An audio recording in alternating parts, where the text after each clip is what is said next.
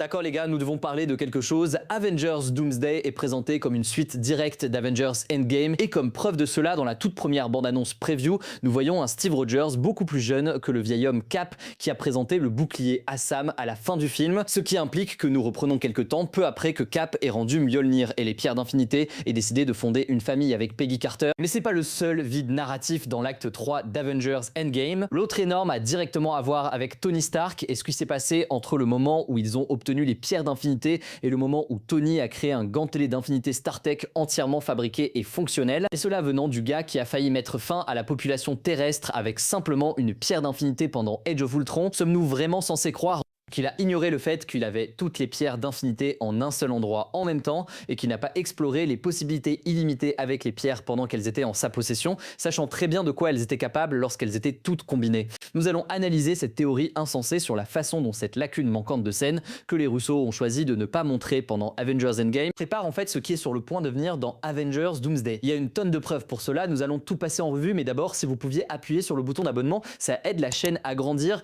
et nous faisons du contenu Marvel quotidien sur la chaîne. Maintenant, nous allons aborder plusieurs œufs de Pâques tout au long de la saga de l'infinité et de la saga du multivers, mais vraiment cette théorie repose entièrement sur le fait que nous retournons à Avengers Endgame, car la fin du film est maintenant aussi importante pour préparer Avengers Doomsday. Les fuites et les rumeurs tout au long de l'année ont fortement impliqué que Steve Rogers aurait pu causer une incursion en ne retournant pas au bon moment du 616, restant plutôt en arrière dans le temps avec Peggy Carter, ayant un enfant et vivant sa vie, et il y avait certainement une demande notable pour que les Russo comblent ces blancs. Nous entendions des rumeurs sur une série ou une émission télévisée Nomade où ils combleraient ce vide temporel et il est assez clair maintenant que puisque cette émission ne s'est pas produite, ils vont intégrer cette partie de l'histoire dans le retour de Steve Rogers et l'expliquer au début d'Avengers Doomsday, ce qui en quelque sorte galvanise le fait qu'ils vont faire exactement la même chose avec Tony Stark seulement parce que notre principal antagoniste, le Docteur Doom, lui ressemble exactement. Et les Russo ont confirmé que cela sera abordé et Anthony Mackie, dans une citation très précoce sur ce qui se passe dans le film, a indiqué que cela reprendrait dans les séquelles émotionnelles de la mort de Tony Stark. Et la théorie se déroule comme suit. Après avoir obtenu les pierres d'infinité, Stark connaîtrait un fait clé qui lui a été dit par le Doctor Strange, peut-être l'un des seuls faits auxquels il aurait accès alors qu'ils essayaient de réaliser le casse temporel et ensuite d'inverser le snap et de ramener tout le monde du blip. Il a été informé par le Doctor Strange qu'il n'avait vu qu'un seul résultat sur 14 605 où il gagnait réellement. Donc même s'ils avaient obtenu toutes les pierres d'infinité et avec l'esprit que Tony a, il travaillerait toujours sous la présomption qu'il n'avait toujours qu'une chance sur 14 605 et cela le conduirait certainement à vouloir enquêter sur les pierres d'infinité pour trouver des possibilités sur la façon dont ils peuvent y parvenir pour s'assurer qu'ils sont sur la seule vraie voie. Vous devez imaginer que c'était toujours au premier plan de son esprit car dès qu'il voit le Doctor Strange dans le troisième acte d'Avengers Endgame, c'est exactement là qu'il va. Pas de présentation, pas de câlin comme il en a donné à Peter Parker, simplement vous avez vu 14 605 résultats en celui où nous gagnons. C'était au premier plan de son esprit et dirigeait tout son objectif tout le temps. Maintenant, il comprenait clairement les conséquences de la mauvaise utilisation des pierres, comme il l'explique à Hulk juste avant que Hulk ne fasse le snap en premier lieu, disant « tu ramènes tout le monde aujourd'hui, tu ne changes rien d'autre ». Mais sous la présomption qu'il aurait voulu s'assurer qu'ils étaient sur le chemin du 1 sur 14 605. Et pendant qu'il avait toutes les pierres d'infinité dans le laboratoire en cours d'analyse afin de fabriquer le gantelet Stark Tech, vous devez imaginer qu'il aurait pu être tenté d'utiliser la pierre du temps lui-même pour voir tous ces résultats possibles s'il le pouvait, et encore une fois seulement pour s'assurer qu'ils étaient sur le chemin du 1 sur 14 605. Maintenant, est-il possible que Tony Stark ait même pu accéder à la pierre d'infinité de la façon dont le Doctor Strange l'a fait pour voir tous ces résultats? C'est une conjecture intéressante, et bien que je dirais que le Doctor Strange avait certainement besoin de magie et de sorts pour activer la pierre du temps à travers l'œil d'Agamotto. Il est également prouvé dans le canon que quiconque obtient une pierre d'infinité semble certainement pouvoir l'utiliser quand et si elle est obtenue, si et ensuite ils peuvent la manier, et dans ce cas avec le laboratoire, le gantelet en technologie Stark, la nanotechnologie, je pense qu'il aurait certainement pu accéder aux informations sur les pierres au minimum et peut-être même à certaines de leurs capacités. Maintenant, s'il devait voir ces résultats possibles Cela signifie qu'il a vu l'une des deux choses. Il y a une chance qu'à travers le multivers, il ait vu Thanos être vaincu comme nous l'avons vu dans Multiverse of Madness, dans le 838 de plusieurs façons qui ne nécessitaient pas sa mort, mais je pense que le cas le plus probable, Doctor Strange disait la vérité. Aussi sceptique que Tony l'ait toujours été envers le Doctor Strange, il lui disait la vérité, et cela signifie qu'il y a une possibilité que Tony Stark ait prévu sa propre mort en utilisant la pierre du temps, essayant de comprendre sur lequel de ces chemins il devrait être, et dans ce cas, cela aurait pu le pousser à accéder aux autres pierres pour voir s'il y avait un moyen de contourner cela, ce qui je pense l'aurait poussé à se concentrer sur la pierre de l'âme. Maintenant, cela pourrait être la raison pour laquelle la scène supprimée où il voit sa fille dans le monde des âmes a été admise en premier lieu afin d'éviter tout contexte et de ne pas avoir à approfondir tout cela pour l'instant en le gardant pour un futur film que les Russo savaient peut-être ou non qu'ils allaient faire. Cela dit, il est juste de supposer que si Tony a prévu sa propre mort et son sacrifice afin de faire ce travail comme l'une des 14 605 façons dont ils auraient réellement la victoire, il aurait pu aussi utiliser les pierres pour faire tout ce qu'il pouvait pour éviter cela. Dans ce moment, quand il était sur le point de claquer pour effacer Thanos et toute son armée, sachant que ce serait son sacrifice, il aurait pu aussi utiliser les pierres de la même manière que pour ne rien changer d'autre, pour essayer de se préserver et s'assurer qu'il survivait, et ce faisant avec une combinaison des pierres, il aurait pu pervertir son âme et ou son existence pour être réincarné en Victor Von Doom. Maintenant, c'est une belle théorie en soi, mais cela va beaucoup plus loin quand vous regardez la preuve canonique que Tony Stark était destiné à devenir le Docteur Doom depuis le début. Si nous revenons au film que nous avons brièvement mentionné dans le prologue avec Age of Ultron, la première fois que Tony Stark interagit avec une pierre d'infinité de manière significative, chaque fois qu'il y a une scène avec Tony Stark et la pierre d'infinité, Doom est prédit. La première fois, c'est dans l'acte 1, quand, ayant reçu la vision de Wanda, encore une fois, dont les pouvoirs sont liés à la pierre de l'esprit, Tony Stark voit une vision dans laquelle tous les Avengers sont morts et à cause de lui, de ses mains,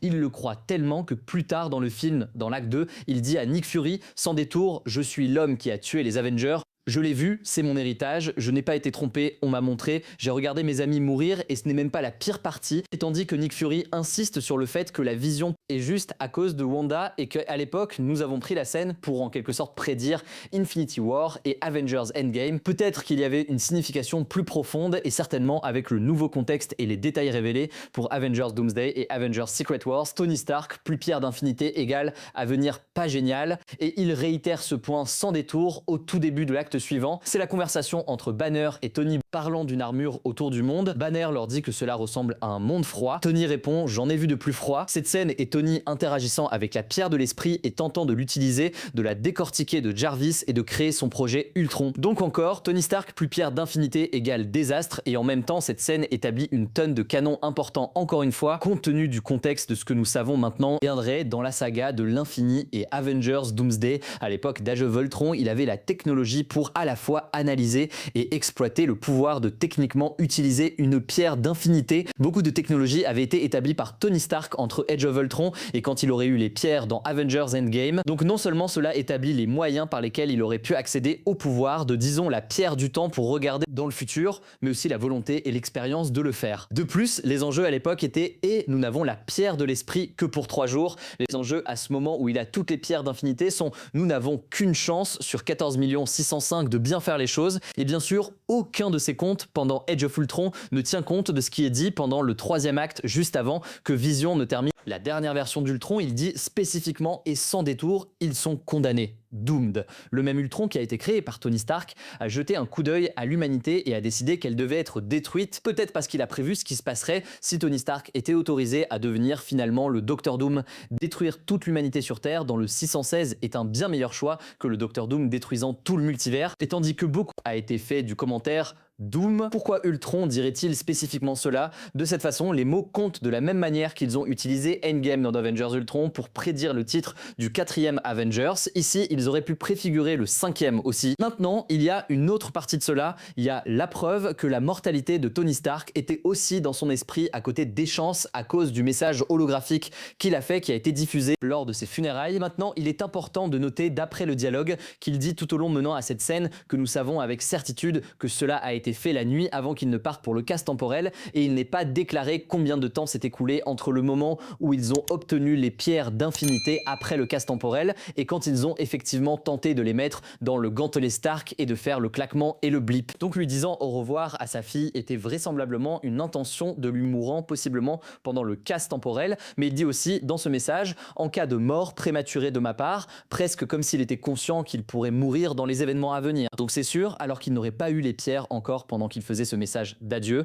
c'était déjà dans son esprit avant qu'il ait les pierres, puis tout d'un coup, il aurait la même pierre du temps que le Docteur Strange avait avec sa mortalité dans son esprit. C'est presque comme s'il aurait pu regarder dans le futur, non seulement pour trouver par erreur sa propre mort, mais pour la chercher spécifiquement. Maintenant, très franchement les gars, j'ai passé beaucoup de temps à réfléchir à des théories comme celle-ci, et il m'est venu à l'esprit que Doom ressemblant à Tony Stark n'est probablement attribuable qu'à l'un d'entre eux, ce qui signifie que Tony Stark pourrait être responsable de revenir en tant que Victor Von Doom, mais il n'est pas responsable si Victor Von Doom a volé son identité pour ainsi dire, et le fait que Tony Stark était qui il était pour le 616 ne signifie vraiment autant émotionnellement que pour les personnages qui étaient investis en lui, et comme je l'ai souligné d'innombrables fois ici sur la chaîne, les deux narrations des Avengers actuels, l'une dirigée par Bucky et Yelena, l'autre dirigée par Sam Wilson. Bucky et Sam Wilson n'ont pas du tout un bon passé avec Tony Stark, il est responsable de leur arrestation, ils étaient dans des camps opposés pendant Civil War et considérant que ces deux-là ont été ramenés pendant la bataille d'Avengers Endgame, il ne semble pas qu'il y aurait eu de réconciliation entre eux, donc un Victor Von Doom volant l'identité de Tony Stark et se présentant ensuite en essayant de convaincre ces deux équipes d'Avengers de prendre son parti serait absolument ridicule et c'est pourquoi je ne pense pas qu'il cherche Steve Rogers comme ennemi, je pense qu'il veut Steve Rogers comme allié, donc quand il arrivera au 616, alors que Bucky et Sam ne se rangeront peut-être pas de son côté, ils se rangeront certainement du côté de Steve Rogers qui s'il peut le convaincre d'être de son côté, ipso facto il a les Avengers et pour qui il en a besoin et les vœux c'est pour affronter Loki qui sera facile à convaincre tout le monde qu'il est toujours un méchant même s'ils n'ont pas vu ce qui s'est passé pendant la saison 1 et la saison 2 de Loki, c'est exactement ça, ils n'ont pas vu la réhabilitation qu'il a traversée, l'arc qu'il a eu, ils pourraient simplement supposer qu'il est toujours le méchant qu'il était lors de la première bataille de New York et donc bien que ce soit pour moi l'une des théories les plus plausibles que nous avançons sur la chaîne, elle est mutuellement exclusive encore une fois, si Tony est responsable de Victor Von Doom lui ressemblant aussi Victor Von Doom est responsable d'avoir volé son identité et dans ce cas, alors que nous ne savons pas encore lequel c'est la première motivation plausible que j'ai entendue pour laquelle Tony aurait pu faire quelque chose avec les pierres d'infinité, qui aurait pu finir par le ressusciter en Victor Von Doom, mais en fin de compte je laisse cette décision à vous les gars. Alors que nous attendons tous avec impatience la réponse via le prochain film Avengers Doomsday, ce n'est pas quelque chose qui je pense sera répondu ou même simplement abordé pendant les bandes annonces, nous allons devoir attendre d'être en plein dedans. Faites-moi savoir cependant dans les commentaires lequel c'est. Tony s'est-il ressuscité en Victor Von Doom ou Victor Von Doom a-t-il volé l'identité de Tony Stark?